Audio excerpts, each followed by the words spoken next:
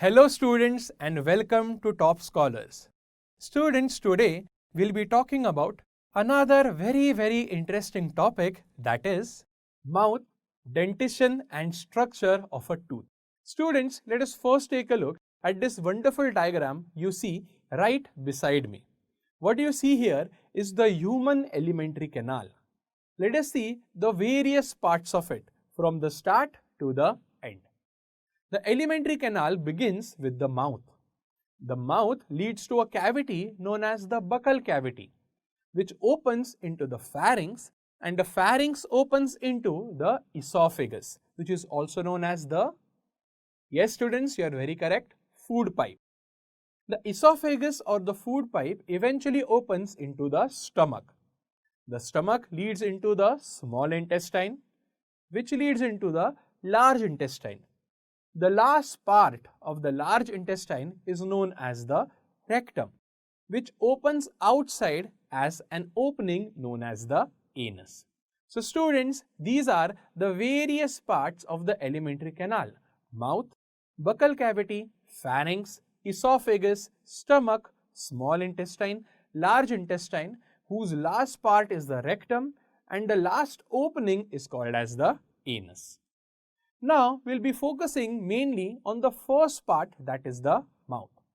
Students, as I just said, mouth is the first part of the alimentary canal where the food is chewed and mixed with saliva. Now, inside the mouth, we have teeth. And what are teeth used for? Yes, students, you are very correct. They cut and break the food into smaller bits. Now, students, an adult human has 32 teeth embedded in a socket of the jawbone. Now, students, this particular method or this particular arrangement in which the teeth are embedded in the socket of the jawbone is called as thecodont attachment. There is another type called as acrodont. Yes, students, but we have thecodont. Moving on, students, an adult human or a human in general has two sets of teeth.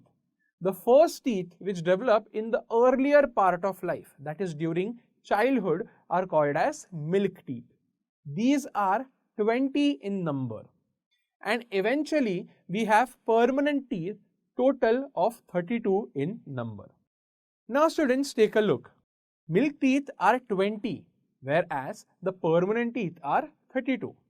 What is the difference here? The difference is 12. Students, therefore, I can make a deduction and say that 12 out of the 32 teeth are growing directly. That means they are not first present as milk teeth and later fall down and then come again. These 12 teeth directly grow as permanent, whereas the 20 teeth called as the milk teeth, they fall out and then grow again.